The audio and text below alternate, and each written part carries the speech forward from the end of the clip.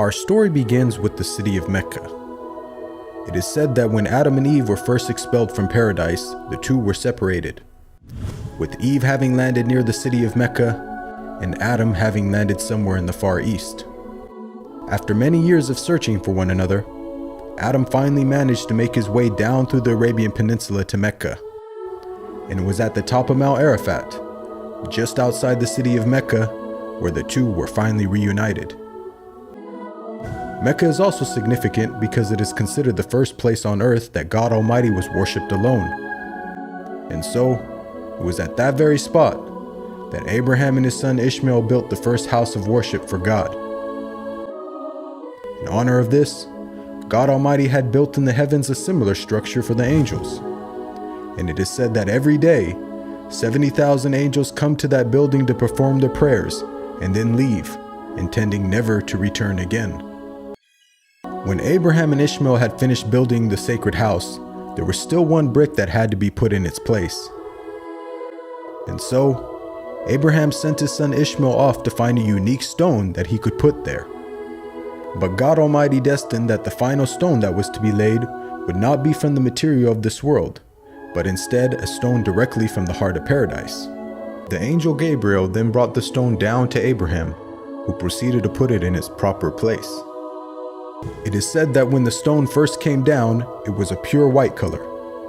But due to the impurities of this world and the sinfulness of man, the stone slowly began to fade and eventually turned black. As time passed, the city began to develop, with the people of Mecca remaining upon pure monotheism, worshiping one God alone. Despite the fact that their neighbors in Egypt, Mesopotamia, and the Levant had been practicing paganism for centuries. But this was all to change when a merchant by the name of Amr ibn Luhay had decided to conduct his business outside of Mecca. Amr then proceeded to journey northwards until he reached the lands of Levant. There, Amr would witness for the first time things like modern architecture, advanced literature, and of course, the practice of paganism. Amr was so impressed by all that he had seen that before leaving, he asked if he could take one of the idols back home with him. The people agreed, and so Amr took the idol and placed it along with the other goods and merchandise in his caravan. He then set out southwards, back towards the city of Mecca. When Amr arrived back home, he immediately took the idol and placed it right in front of the sacred house. He then proceeded to tell the people that this was now going to be the God that they worship. Sadly, this concept faced little, if no resistance.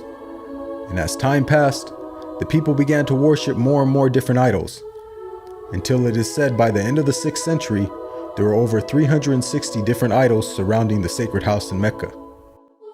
As the years passed and paganism became more prominent throughout the world, the people who still practiced monotheism knew that the coming of a new prophet was close at hand. And so, either through deductive reasoning or through interpretation of their holy text, many had concluded that the Arabian Peninsula was the most probable place God would send his new prophet.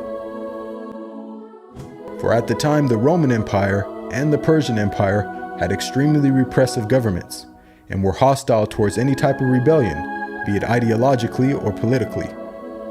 While the Arabian Peninsula, on the other hand, though also deeply mired in paganism, was a land ruled by tribal law and never had a real central government.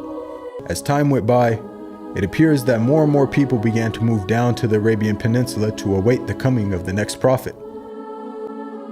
And so, in the very land in which man first worshipped his creator, and where Abraham built the first house of worship for God alone, it was there where God had destined his last and final messenger would emerge.